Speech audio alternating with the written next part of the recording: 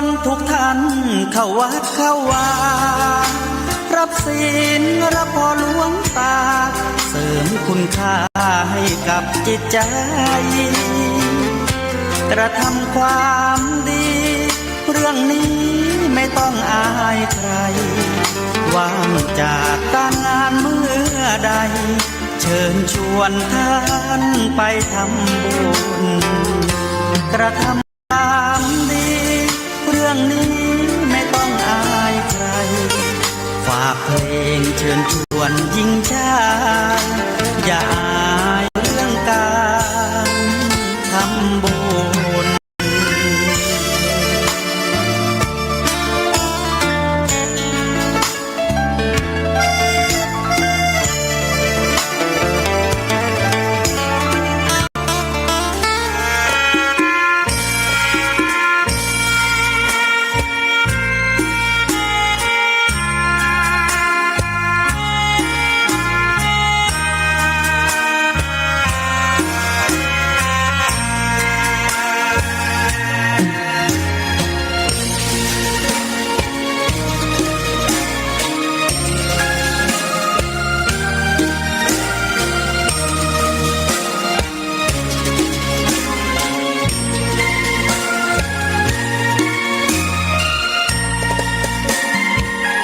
ดอกบัวดอกหนึ่ง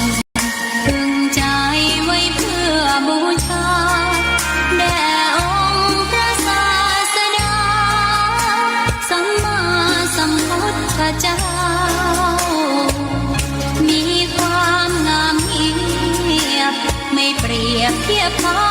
เทียบเราใครมองไม่งามช่างเขาแต่เจ้าก็คือดอกบัวด้วยความสัตย์ซื่อยึดถือความดีเป็นหลักใครรักไม่รักก็ไม่จงรักมองมัวเมื่อโผล่พ้นน้ำก็เห็นความงามในตัวไม่ยึดติดในตมชั่วขอเป็นดอกบัวดอกดี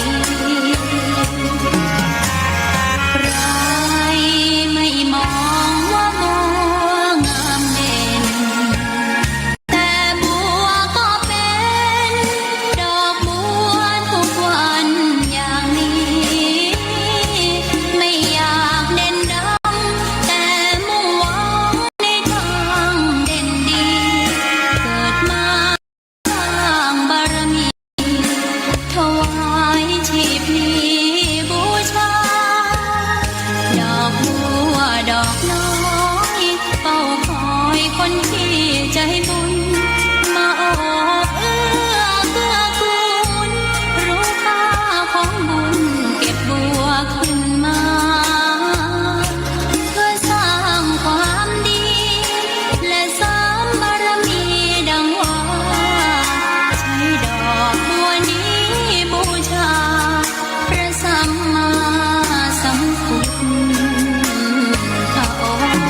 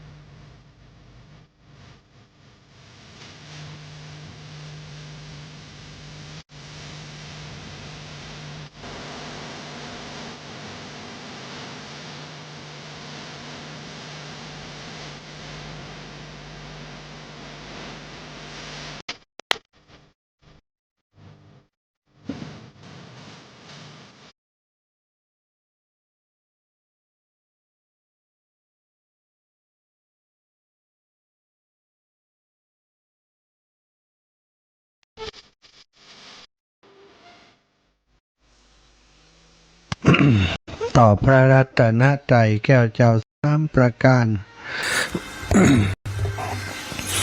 น้อมนมัสการครูบาอาจารย์พระสงฆ์องค์สังฆเจ้าทุกรูปทุกองค์ขอความสุขความสัสดีจงมีแก่ศรัทธาสาธุชนทุกคนทุกท่านวันนี้พบปะกันวันนี้วันพฤหัสบดีที่9 เดือนกรกฎาคม 2569 พบปะกันทางสถานีวิทยุ 106.50 เมกะเฮิรตซ์สถานีวิทยุเพื่อพระพุทธศาสนาคลื่นสีขาวเพื่อชาวประชาวัดบรรพตสถิตออกอากาศจากอาคารเลขที่383หมู่ที่7ตำบลพิชัยอำเภอเมืองจังหวัดลำปางสถานที่ตั้งของสถานีก็อยู่ในวัดบรรพตสถิตนี่เองส่งไปยังสถานีเครือข่ายคลื่นสีขาวในช่วงเวลานี้19 ถึง 20 นาฬิกาหลายๆสถานีด้วยกันที่ปกติประจำก็มีสถานีวิทยุ 104.50 เมกะเฮิรตซ์วัดฝายหินท่านอาจารย์พระครูสมุวิทย์สุวัฒน์วรกิจโจได้เมตตาก็สัญญาณไปออกอากาศตั้งวัดฝายหินนั้นทุกวันศรัทธาญาติโยมศรัทธาท่านเจ้าตั้งหลายก็ตั้งเชียงใหม่ก็ได้ฟังพร้อมกันครับตั้งลำปางตัวเนาะก็ต้องขอบคุณครูบาอาจารย์เป็นอย่างสูงแล้วก็บางวันตั้งคลื่นสีขาวก็สัญญาณไปตั้งเชียงไฮ้เนาะวันก่อนแต่ว่านี้ก็ไปที่เชียงไฮ้โดยเวียงป่าเป้าจริงๆแล้วทางเวียงป่าเป้าตั้งเชียงไฮ้ช่วงค่ำยามแรงก็จะมีครูบาอาจารย์ได้หมุนเวียนเปลี่ยนกันมาจัดรายการเป็นประจำเหมือนกันแต่ว่าบางวันที่บ่มีไผเปิ่นจัดรายการเปิ่นคืนรายการมัดเนี่ยคลื่นสีขาวท่านอาจารย์ใหญ่พระครูอภิวัฒนวิกรมก็จะเกาะจากทางลำปางก็ต้องขอบคุณครูบาอาจารย์ทุกรูปทุกองค์โดยเฉพาะที่วัดบรรพตสถิตเฮาก็ครูบาอาจารย์ท่านมีวิสัยทัศน์มีความตั้งใจในการเผยแผ่มีความเสียสละได้มีสมณะเมตตาก่อตั้งสถานีขึ้นมาก็เป็นสถานีเพื่อสาธารณะเป็นกิจกรรมสาธารณะบ่ได้ใจในธุรกิจในอย่างเปิดขึ้นในวัดบรรพตสถิตซึ่งก็มีค่าใช้จ่ายในการดำเนินการอยู่หลายสตางค์อยู่แต่ท่านอาจารย์ก็ได้เสียสละทรัพย์ส่วนตัวทรัพย์สินส่วนตัวปัจจัยส่วนตัวได้มาก่อตั้งสถานีขึ้นพร้อมกับก็มีทีมงานของสถานีวิทยุมาดูแลเรื่องของผังรายการเรียกว่าเจ้าหน้าที่สถานีเนาะก็คือน้องแอมพัชริยาฟองจันตาได้ทีมงานช่างเทคนิคมีน้องดิวอนุพงษ์ตาจีนะน้องนัทสถาพรสุธาคำมาช่วยดูแลเรื่องเทคนิคต่างๆมีปัญหาคอมพิวเตอร์ลูกเสียแอร์เสีย ก็ได้ลูกหลานเหล่านี้แหละที่ช่วยมาดูแลมาพอกอยทั้งหมดที่กล่าวนามมาได้มีการจ้างรางวัลทำงานด้วยจิตอาสาด้วยความเสียสละเพื่อประโยชน์ของพระศาสนาประโยชน์ในการเผยแผ่พระธรรมคำสอนโดยศรัทธาอีปออีแม่ตั้งหลายอยู่ตั้งป่านตั้งจ้องก็ได้ฟังครูบาอาจารย์หลายรูปหลายองค์เนาะแต่กี้ก็ฟังจบท่านอาจารย์ณรงชัยอัครวโรวัดทุ่งตองอำเภอแจ้ห่มได้มาเข้ารายการ2 ชั่วโมงโอ้สาระเยอะแยะไปหมดท่านเทศน์ธรรมพื้นเมืองก็ไพเราะดีแล้วก็ได้บรรยายธรรมอีก1 ชั่วโมงก็ถือว่าวันนี้ทาอีปออีเมตเต็มอิ่มแล้วเนาะอาตมานั่งอูเลนบ่ได้วันนี้ เพราะได้รับธรรมะไปเต็มแล้วจากครูบาอาจารย์ที่เพิ่นจัดไปแล้วเนาะเอาละมาพบปะกันตามธรรมเนียมก็จะปาสถาอีปออีแม่ไว้พระสวดมนต์ทำวัดเย็นก่อนเนอะกราบพระพร้อมกันกราบ1พุทโธเมนาโถกราบ2 ธัมโมเมนาโถกราบสามสังโฆเมนาโถ อิ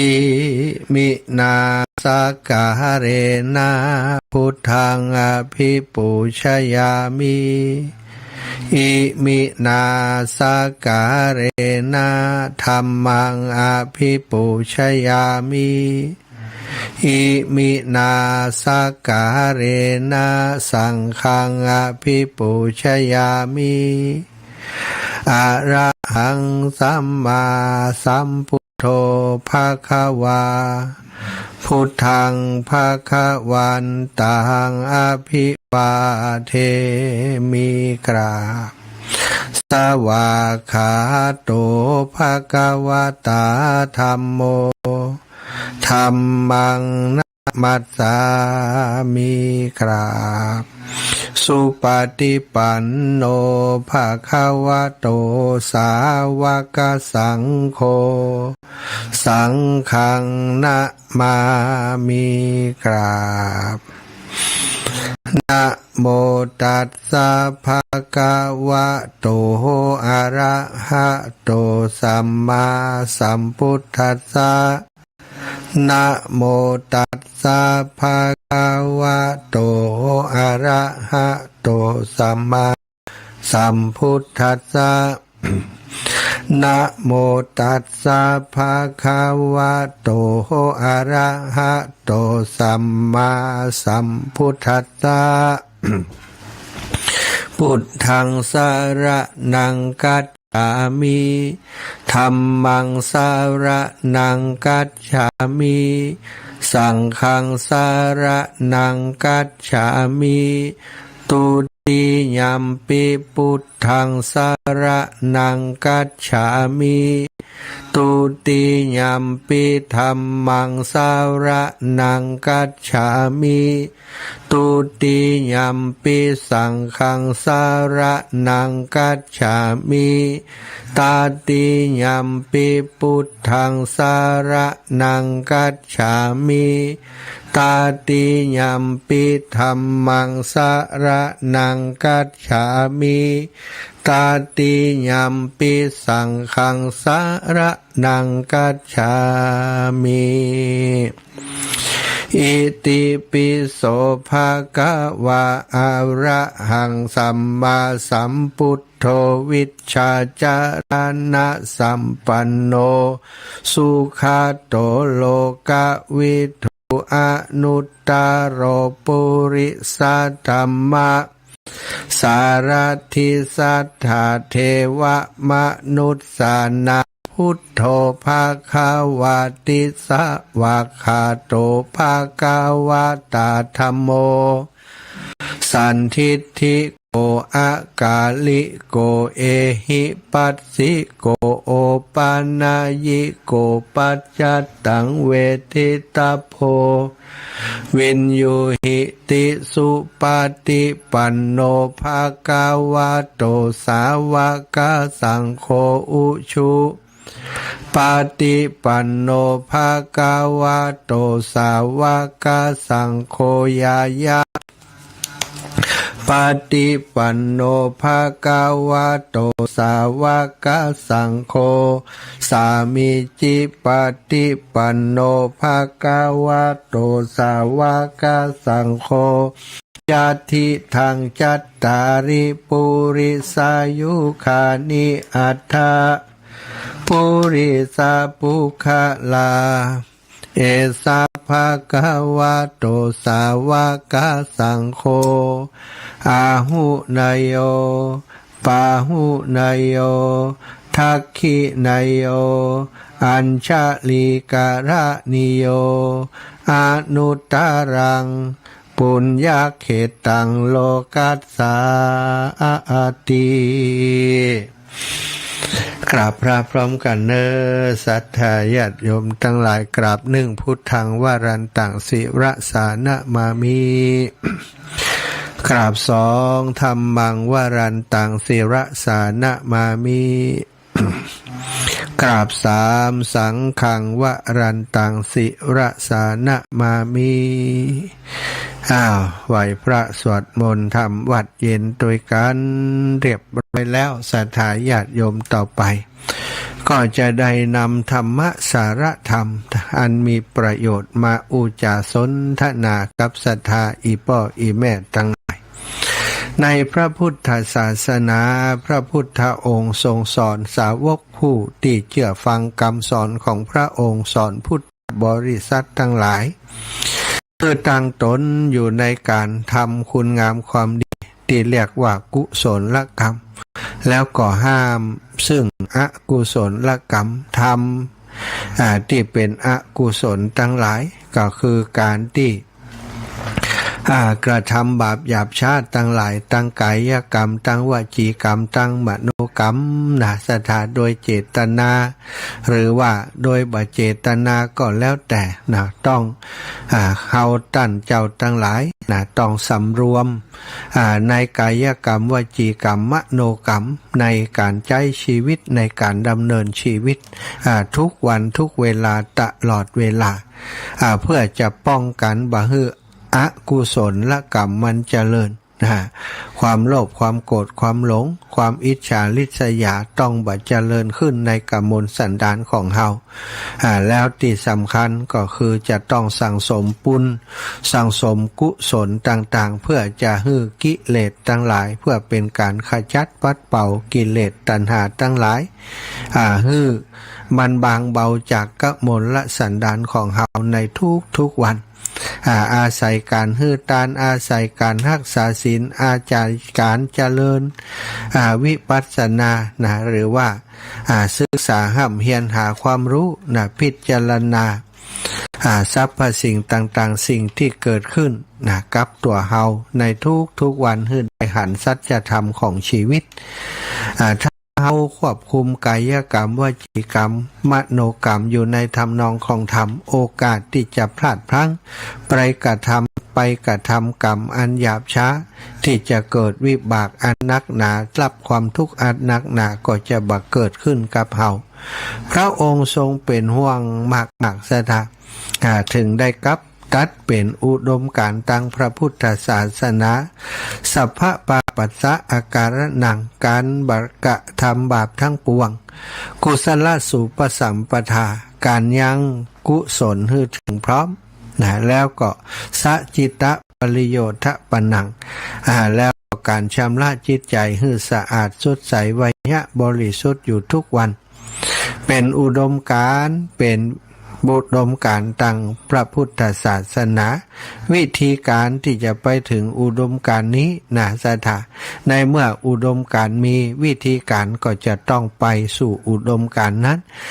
ก็คือการระมัดระวังกายวาจาใจของเฮาโดยการอยู่ในข้อปฏิบัติที่เรียกว่าศีล5นั่นเองเนาะศรัทธาญาติโยมในเรื่องนี้อยากจะนำเรื่องราวที่คนหนึ่งได้กระทำผิดพลาดโดยความประมาทลาสาในเนื้อนาบุญในผู้เป็นอรหันตเจ้า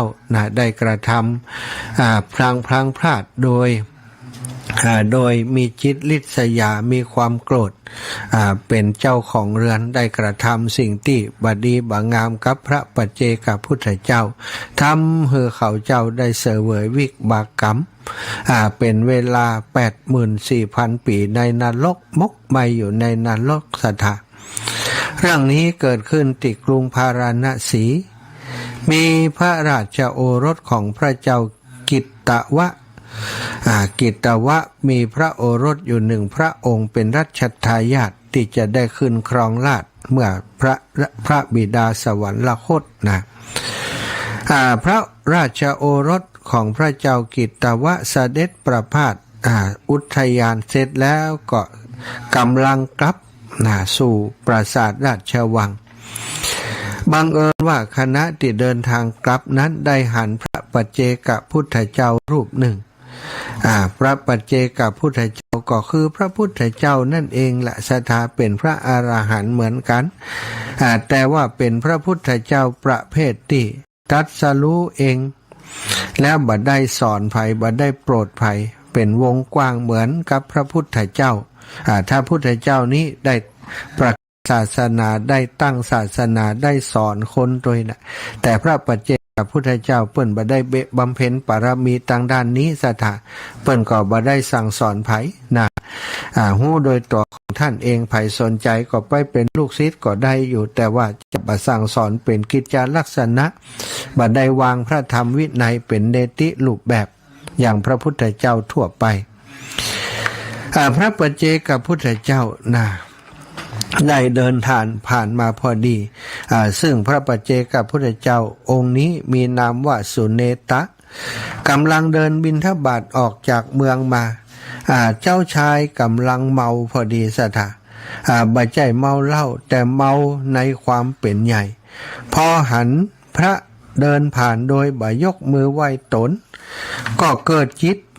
ที่คิดร้ายขึ้นมาทันทีว่าโอ้สมณะหัวโล้นนี้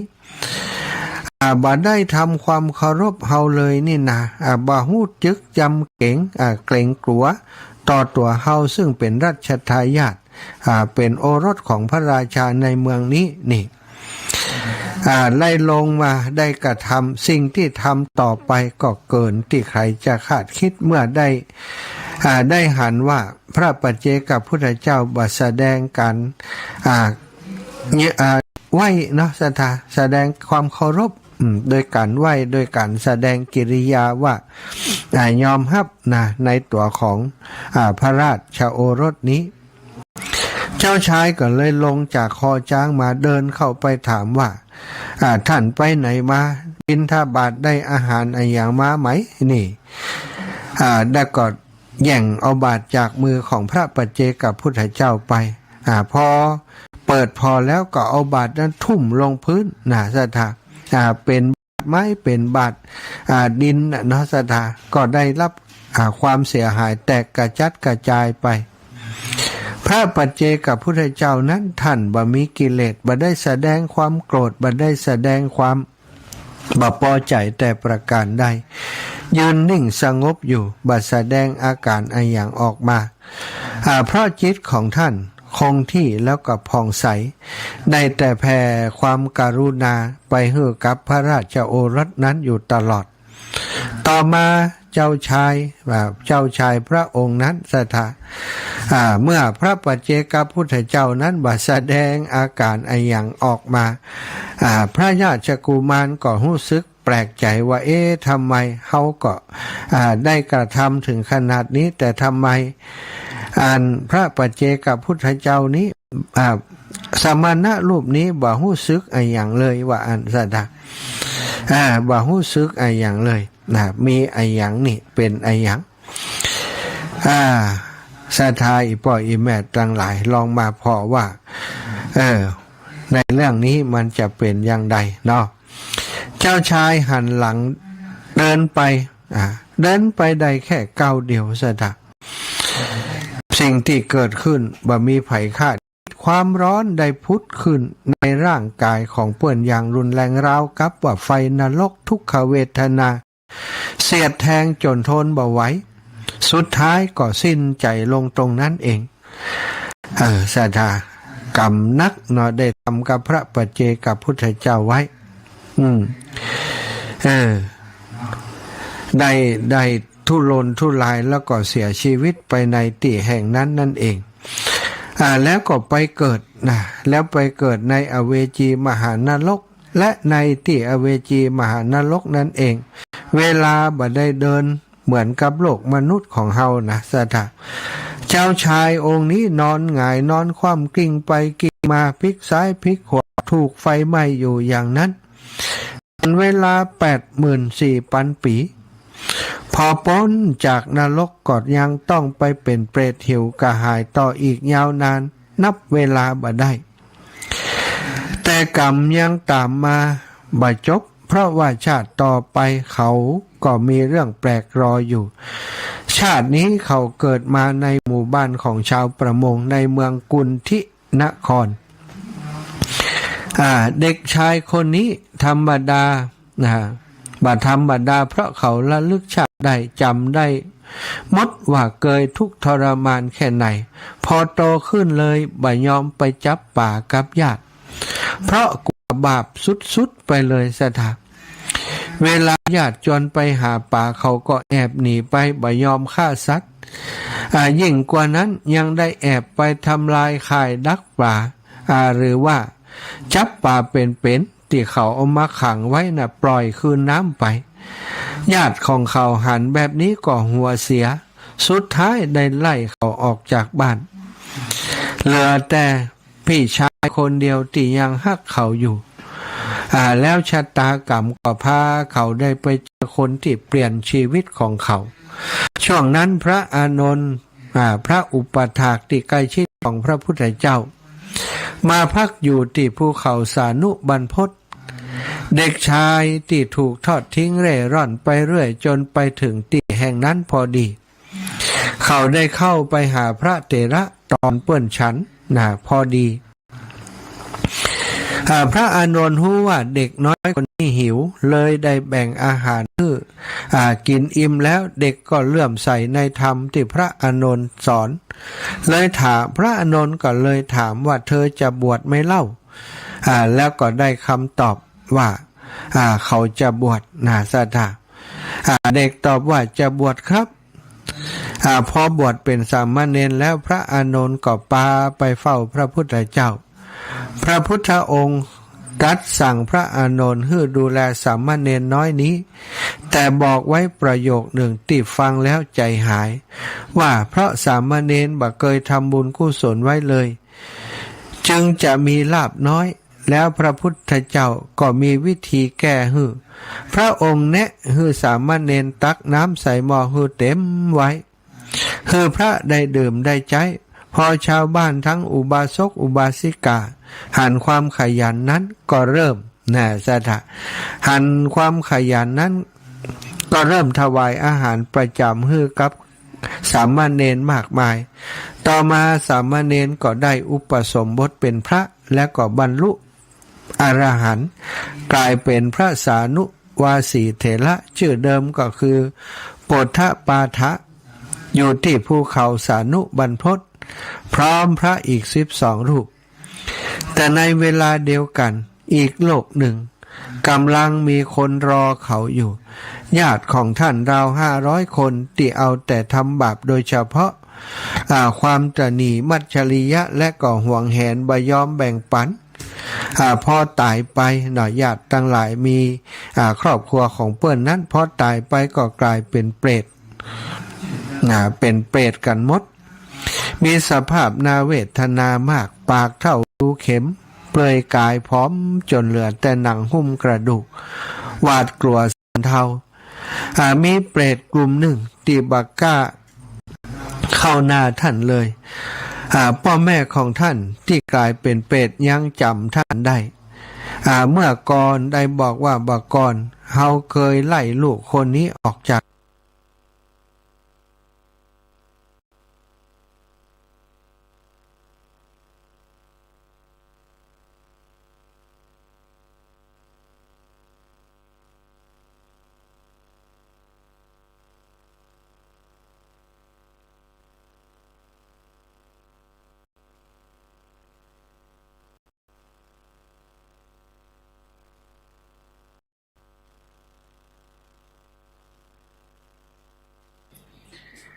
คำนี้และก็คำขอนี้เองคือจุดเริ่มต้นของสิ่งอัศจรรย์พระเถระจึงขอรวบรวมอาหารบิณฑบาตจากพระถึง12 รูปมาทำเป็นสังฆทานการถวายแก่สงฆ์บ่เจาะจงรูปใดรูปหนึ่งแล้วอุทิศไปว่าขอทานนี้จงสำเร็จแก่ญาติของเฮาขอญาติของเฮาจงมีความสุขเถิดทันทีที่ท่านได้อุทิศอาหารเสร็จอาหารอันประณีตมีแกงมีกับหลายอย่างก็พุดขึ้นตรงหน้าเป็ดทันทีแต่ปัญหายังบ่หมดสถาเปรตพี่ชายกลับมาใหม่ในสภาพผิวพรรณดีมีเรี่ยวมีแรงมีความสุขแต่บอกว่าท่านดูเถิดหมู่เฮายังเปลือยกายกันอยู่เลยเพราะว่าบ่ได้รับการอุทิศเสื้อผ้าอาภรณ์ไปให้พระเถระก็เลยไปเก็บผ้าที่เขาทิ้งตามกองขยะเอามาทำเป็นจีวรถวายส่งที่มาจากทิศทั้ง4 แล้วก็อุทิศไปฮือแหมคนก็ตามมาเกินคาดศรัทธาพออุทิศเสร็จผ้าก็เกิดขึ้นกับเปรตทันทีเปรตก็กลับมาบอกว่าตอนนี้มีผ้านุ่งผ้าห่มดีกว่าผ้าในแคว้นของพระเจ้านันทราชเสียอีกทั้งผ้าใหม่ผ้าขนสัตว์ผ้าเปลือกไม้ผ้าฝ้ายผ้าป่านแขวนลอยอยู่ในอากาศฮือเลือกนุ่งห่มตามสบายใจแต่หมู่เฮายังขออีกอย่างคราวนี้ขอที่อยู่อาศัยพระเถระก็เลยสร้างกุฏิมุงใบไม้ถวายสงฆ์ที่มาจากสี่ทิศแล้วก็อุทิศไปฮืออีกทันใดนั้นปราสาทและเรือนที่สวยงามก็เกิดขึ้นกับเปรตเหล่านั้นสว่างสวัยไปทิศทั่วทิศทั้งแปดงดงามราวกับเป็นวิมานในเทวโลกแต่ว่ายังขาดอยู่สิ่งหนึ่งเปรตก็บอกว่าพวกเฮายังบ่ได้ดื่มน้ำเลยพระเถระจึงตักน้ำใส่กระลกกระบอกกรองน้ำของพระถวายสงฆ์สี่ทิศแล้วอุทิศไปฮืออีกพอกระทำอย่างนั้นก็ปรากฏว่ามีสระบกกรณีสี่เหลี่ยมเกิดขึ้นในที่อยู่อาศัยของเปรตเหล่านั้นน้ำเย็นใสหอมหวานหอมหวนเต็มไปด้วยดอกบัวมีท่าน้ำราบเรียบสวยงามแต่เรื่องก็ยังไม่จบอีกเพราะเปรตอาบและดื่มน้ำจนพอใจแล้วครับบอกอีกว่าพวกเฮาต้องเดินเหยียบกรวดเหยียบยากเหยียบยาคาลำบากมากขอยานพาหนะฮือหมู่เฮาด้วยเถิดพระเถระก็จึงได้หารองเท้ามาถวายส่งสี่ทิศแล้วก็อุทิศไปฮืออีกและสิ่งนั้นก็ปรากฏขึ้นเป็นภาพสุดท้ายที่งดงามเปรตทั้งหลายปรากฏตัวขึ้นพร้อมโดยรถมาแสดงตนต่อพระเถระโดยความปลื้มปิติ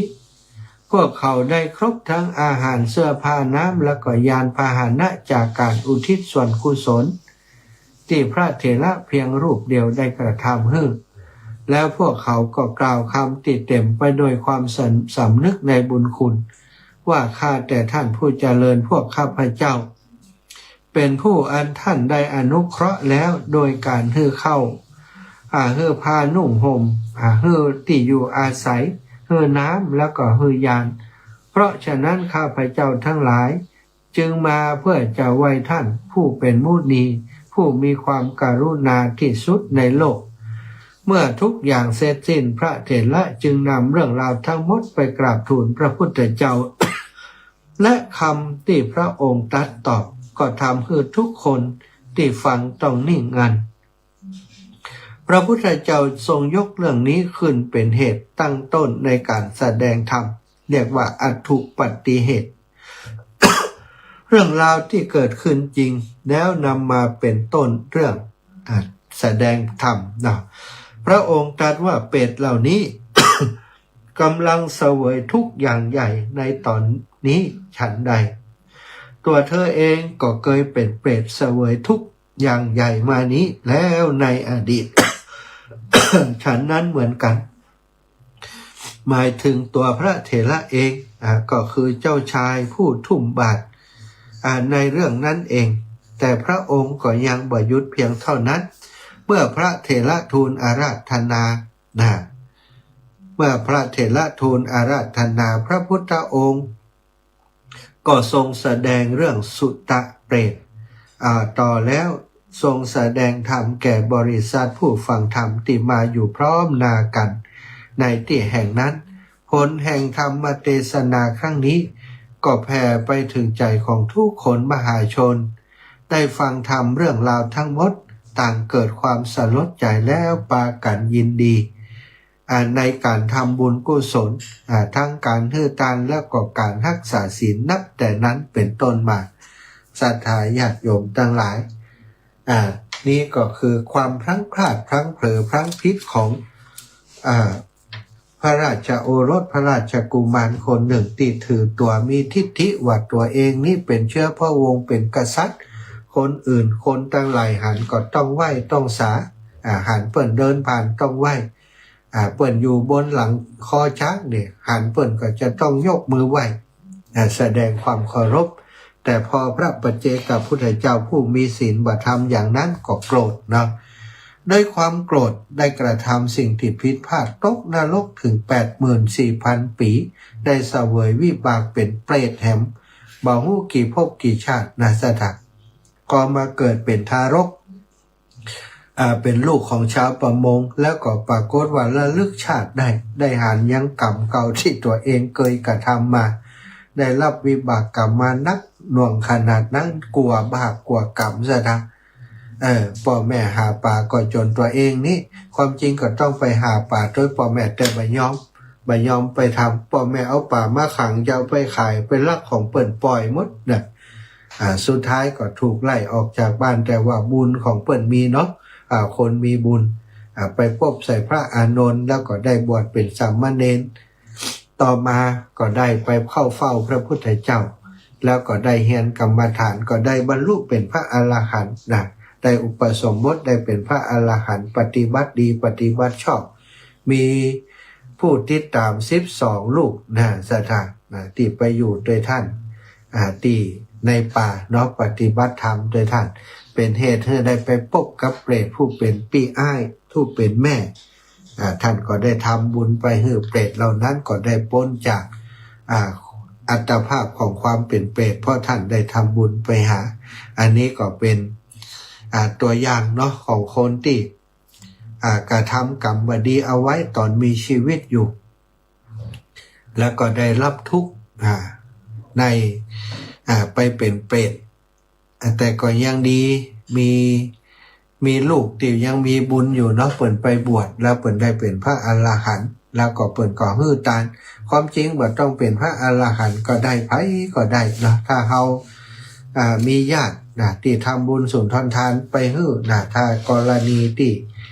ผู้ตายญาติพี่น้องเฮาตายไปเป็นเปรตอย่างอีกถ้าคนที่เป็นลูกเป็นหลานทำบุญกินตานอุทิศไปฮื้อเปิ่นก็ได้อย่างนี้เหมือนกันเวลาตานเปิ่นถึงบอกว่าตานข้าวตานน้ำตานที่อยู่อาศัย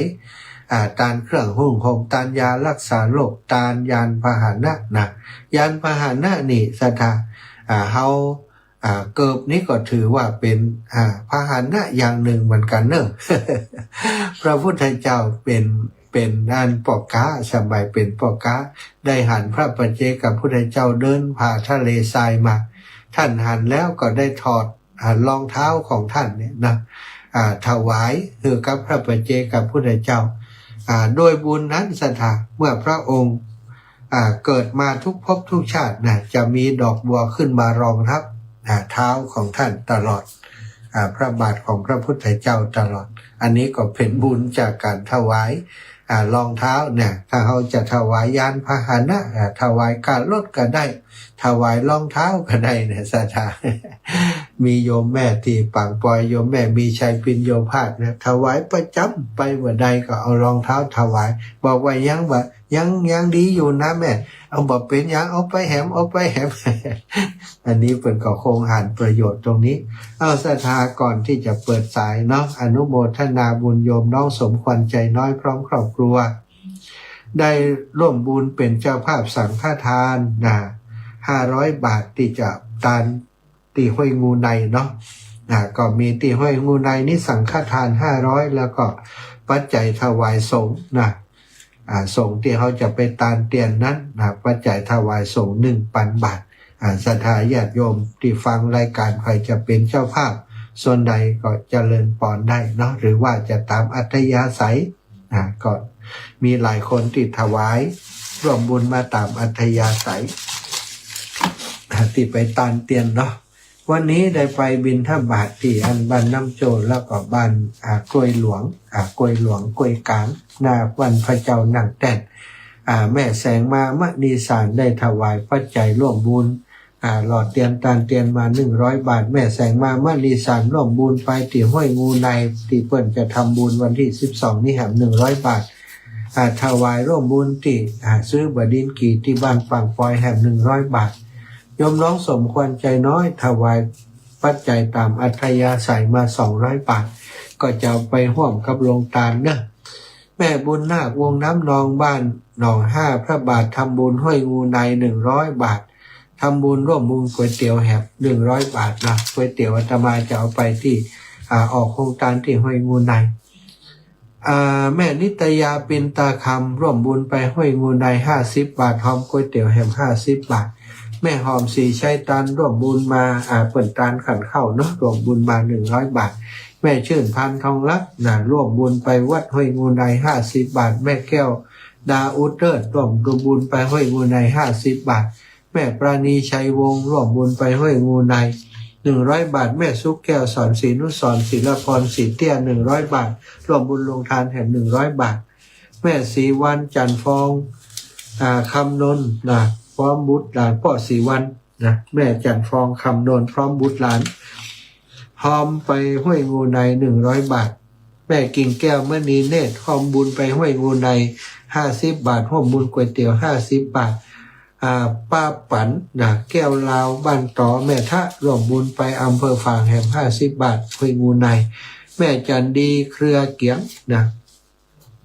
แม่ทะร่วมบุญไปห้วยงูในแหม100 บาทคุณโยมมยุลาอภิวาทนศิริก็ร่วมบุญไปแหม100 บาทแม่มูลอุ่นเมืองบ้านหัวเมืองก็ร่วมบุญมาแหม100 บาทแม่มยุลาอภิวาทนาศิริร่วมบุญเป็นกาไฟมาแหม100 บาทสุริพรถาวงป้าปงร่วมบุญมาแหม100 บาทแม่เบาะตนะวงศรีหมวดเก้าถวายค่าน้ำค่าไฟมา100 บาทและก็ยะแหมถุงแม่กิ่งแก้วมณีเนตรทำบุญวันเกิด200 บาทศรัทธาแม่ศรีบุตรปินตาคำบ้านหนองห้าร่วมบุญค่าน้ำค่าไฟวัดนนทสถิต100 บาทแม่บัวคำพรหมแก้วงามร่วมบุญค่าน้ำค่าไฟมา100 บาทเนาะแต่การน้ำค่าไฟเดือนนี้ก็หลายคนหลายท่านได้โอนปัจจัยมาแม่นิตยาจินดาปลูกร่วมบุญไปที่ห้วยงูใน200 บาทนะอนุโมทนาบุญกับโยมแม่ตัวอื่นๆเนาะก็ตะกี้แม่ย่าเล็กปาวลีอินสุวรรณถวายค่าน้ำค่าไฟมา500 บาทแม่มาลัยลินเชื้อ200 บาทแม่จันฟองภูชื่นสัมบันสัมเภา100 บาทแม่บัวคำพรหมแก้วงาม100 บาทแม่ศรีบุตรปินตาคำ100 บาทแม่กิ่งแก้ว200แม่เบาะธนวงศ์100คุณสุริพรถาวอันนี้เรียบร้อยแล้วเนาะอ่านตะกี้เนาะแม่คำวงศาบ้านกล้วยกลางหรือว่ากล้วยหลวงบ่ฮู้เนาะแต่เจ้าโยมแม่เปิ้นถวายปัจจัยมา300ไปห้วยงูในห้วยงูในตานเตียน100ยกชัด100แล้วก็ถวายร่วมบุญพร้อมบดินกี่ปังปอยแห่ง100ก็อนุโมทนาบุญกับท่านนะแล้วมีแม่อย่างก็แม่ย่าเรียบวังสมบัติร่วมบุญไปห้วยงูใน100ร่วมบุญก๋วยเตี๋ยว100แล้วก็พร้อมบดินกี่100นะโยมน้องสมจิตแจ้งตะวาว่าเปิ่นหอมมาทุกปีบ่ได้ประกาศให้เปิ่นคำเตือนตกหล่นภายไปก็บ่ได้ก็ขออภัยเนาะสถาขอพระอภัยเมื่อนี้บางเตือมันคอมดับก็ครับคอมดับกะอันนี้ออกทางใดนี่ได้ยินเสียงอยู่ได้ยินเสียงอยู่นะน่ะแสดงว่าน้องนัดนี่เกาะทางไลฟ์สดไปเนาะคอมดับก็ครับนะแสดงว่าน้องนัดนี่เกาะทางไลฟ์สดไปมันก็ดับเนี่ยคอมดับเนาะสถาญาติโยมน้องนัดเกาะทางไลฟ์สดไปเนาะเดี๋ยวขออนุญาตนะรีสตาร์ทกับรีสตาร์ทอย่างใดก็ว่าเอาอย่างอีไปก่อนเอาอย่างอีไปก่อนเนาะเสียงมันออกอยู่แสดงว่าน้องนัดเกาะไปทางไลฟ์สดแล้วเนาะตะกี้มันไอคอมยังน้องนัดก็บอกว่ามันเป็นอย่างนี้นะตอนเป็นพ่อมันเป็นอย่างนะตอนนี้มันเป็นแล้ว ปวดหัวเนาะกับอุปกรณ์กับเครื่องมือนี้อย่างใดกับมันดีนี่คงจะต้องได้ซื้อเครื่องใหม่กะได้ซื้อเครื่องใหม่กะก็เบื่อกับมันเหมือนกันนะกับคอมพิวเตอร์กับอย่างพวกนี้สักเจริญพรโยมน้องสมจิตว่าอย่างไรฮับแล้วเจ๊กะไปไหนต้องเต็งนี่ อ้าวเปิดสายแล้วเนอะศรัทธา0808844173โอ้ตะกี้ไผนะบ้านเปิดส่งไลน์มานี่อ่านไลน์กันก่อนบ้านอย่างก็บ้านใต้กันเนาะหันมีข้อความมาในไลน์ตะกี้แม่ยายแดงกิตติรสนะห่วมบุญไปปังปอย60 บาทแล้วก็ก๋วยเตี๋ยว40 บาทสาธุนะแม่ปราณีสายเครือมอยเจริญพรท่านมันถูกนะท่านต้องเอารถเตามาตัยเอาของขยะตัยนะมันผูกเอารถใส่ขยะตัวล่ะได้กะเจ้านักกะมีทีวี2 เครื่องพัดลม2 เครื่องแล้วก็ว่า2 ดีก็ควรเบียร์แค่ใจแล้วก็ขวดน้ำเปล่าแล้วก็มิกข้าวปลาโอ้ได้กะอย่าได้แม่เจ้าผูกให้เบิกเตรียมไปเรียนเมตาลีบ้านนครใจกว่ามีกะทิมาให้ถามมีกะขนมเคยแม่ปานี้ล่ะเจ้ารับรางวัลไปเงินทองไปเมียงกวางโตยดีเลยเจ้าสาธุแม่บรรพุปะกันเนาะเจ้าเจริญพรแม่บัวเย็นจันทบศรีหมดเกล้าอันไหนลูกเป็นบ้านไหนวันผูกนี้ไปอันบ้านฝ่อนบ้านสาราหลวงแล้วก็โป่งแสนทองอีไหมเจ้าอันนี้ห้องดิ้งกีฮะก็ขึ้น101ดิ้งกีล่ะพวกกะไปอันแม่ไปอันปักต้นพวกกะปักต้นเตียนฝั่งปอยเขาจะขึ้นไปฝั่งปอยด้วยกันอยู่ลูกเจ้าขาพอจะได้ไปมันได้ไปไปดาวจมแล้วมันเดินไปหาหมอมันเดินไปซื้อยามา2 เข็มใกล้วันจะไปเก็บเหือหันกาไปเก็บเหือหันก่อนยังจะไปอยู่กะโอ้คนเหมาหมดคนหาคนมาแล้วหน่อยพอก่อนลูกเฮ้ยค่ะถ้ามันไหวแข่งไปอีกค่ะแล้วไม่แม่นี่เที่ยวยากไปแล้วก็มาเที่ยวบ้านตัวเจ้าเจ้าสาธุแม่สาธุเจ้าแม่บัวเย็นจันทบดินกี่แหม100แม่เพ็ญณลำพูนเจริญปอนสังฆอาจารย์คนตกเจ้าตกปิดปอดก็หายไปละตกบังตกหนักแม่เจ้ามันลมมันหนักเนาะลมมันแรงเนาะลมแหละเจ้าอาจารย์เจ้าโอ้ก็ใจหนึ่งแล้วเลยเจ้า300 บาท300 บาทนี่แม่หอมยังหอมก็ก่อนยกที่เป็นจ่าอาจารย์ชัดแล้วก็ตันเตียนเจ้าแล้วก็ตันเตียนดิ้งกีเนาะเจ้าโอเคอันจดถูกแล้วเจ้าสาธุแม่สาธุค่ะแม่เพนนะลำปูนตะกี้มีลายของงานแม่แม่น้องกะ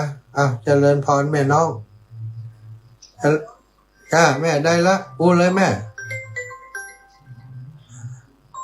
จะมีคนทำข้อมูลแม่เจ้าหอมอย่างเจ้าแม่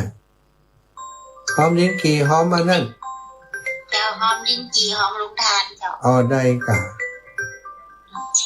ว่าคนมาเขียนไว้ต่างวัดนี่จ้ะเจ้าอีแม่จดเลยบอกว่าจะได้ทันไม่ทันจดคุณเลยบอกเขาจะจดให้ก็ได้เอาแม่ไม่ไผ่ห้องมีของข้าเจ้าเป็นจัดฟองมโนวังองค์การ100มโนวัง50 บาท100ไผ่ก็ที่แม่จัดฟองจะลงห้องตันจากห้องตัน100แม่จัดฟองมโนวังองค์การ100เจ้าแล้วก็อีท50 บาทอีทดินกี50 บาทเจ้าแล้วแม่น้อยภูมิศิลป์ทำลงทาน100ภูมิศิลป์ลงทาน100เจ้าแม่เป็นสีจินดาพันธ์ทำลงทาน100เป็นสีจินดาพันธ์ลงทาน100เจ้าแล้วก็แม่ป้อยาวุฒลงทาน50 บาทยาวุฒดินกี50 บาทลงทาน50ดินกี50แพ เจ้า แม่ติดกับทั้งลงทาน50ติดตาฟัง ถวายเหรียญ50โครงการ50เตียน50ถ้านั่งกับไปของอาจารย์มา ไป50เจ้าผ้าป่า50 บาทของแม่ทิพย์นะเจ้า เจ้าผ้าป่าเจ้า แล้วก็แม่เดือนกาฟ้าถวายผ้าป่า50 บาทเจ้าก าฟังผ้าป่า50เจ้าอีเจ้าเลี้ยวจะตกกัน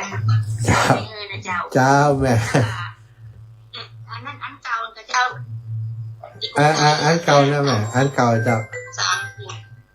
5363 095 491แม่เจ้าอันเก่าเนี่ยกรุงไทยเนาะ เจ้าแม่สาธุค่ะเจ้าเจริญพรแม่น้อยวันศาลเจ้าแม่บ้างอยู่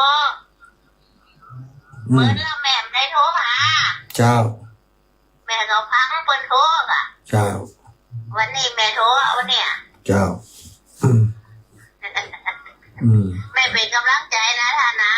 สาธุเนอขอบคุณหลายๆกำลังใจตักแผ่นน้อยทางอาสาบ้านท่าโทกจ้ะแม่มะลิวันพิเคราะห์งานปะกันนะแม่วันห้วยงูในวันที่อัน12นี่นะเจริญพรน้องสมจิตว่าใดเจ้าเป็นของแม่ยาเขาเกี่ยวร้อยนะจ๊ะแม่ยาเรียบแม่ยายังอย่าเรียกเจ้าแม่ยาเรียบกอตอลงไว้บุญชูอุตโมจะไปหนูในเจ้าห้วยงูจะ100ไม่แดงอะไรเนาะแม่แดงกิติรสอะไรตะกี้จ้ะวันพรุ่งนี้จะไปหาแม่ย่าเจ้าหน่อยดีก่อนไปหาแม่ปั้นสาราหลวงปุ่นอัน6 โมงเกิงไปปุ่นแล้วเสร็จปุ่นมาหาที่น้อง7 โมงดีก่อนใจเขาจังเนาะมันจะได้จะเจ้าหน่อยกูแต่มันกลับมาขวายใจมันนั้นกูแต่มันกลับถึงให้ขวายนะนั่นสลาบรรยากาศแกต้องเดี๋ยวน้องไลน์ไปบอกเป็นก็ได้เนาะบอกแม่ย่าว่าอาจารย์จะไปถึงปุ่น6 โมงเกิงนี่นะเจ้าสาธุค่ะศรัทธาญาติโยมเวลาหมดเวลาแล้วเนอะขออนุญาตนำรายการจากลาไปก่อนขอบคุณทุกคนที่ติดตามแล้วก็โทรมาเนอะบางผ่องก็โทรมาตันฮับบางผ่องก็บัดตันฮับบางผ่องก็ฟังตังไลฟ์สด แม่จันเพ็ญใจแสงแม่มะลิวันพิเคราะห์งานแม่ถนอมยมชุติการหลายคนหลายท่านฟังตังไลฟ์สดนะก็สะดวกไปอีกอย่างแม่พิสมัยยมน้องสมจิตนะแม่เรนูชัยวงศ์สมควรใจน้อยสมศรีใจบุญแม่สมศรีอยู่เวียงปะเป้าบุญนะแม่ยาเล็กปาวลีอินสุวรรณนะเข้ามาติดตามรับชมดูก็ขอบคุณทุกคนทุกท่านติดตามรับฟังในหลายๆช่องทางทั้งทางวิทยุโดยเอาละต่อไปก็จะได้พบปะครูบาอาจารย์รูปอื่นๆต่อไปสำหรับอาตมาภาพขอนำรายการจากลาไปก่อนจัตตารโอธรรมาวทันติอายุวันโนสุขังภะลัง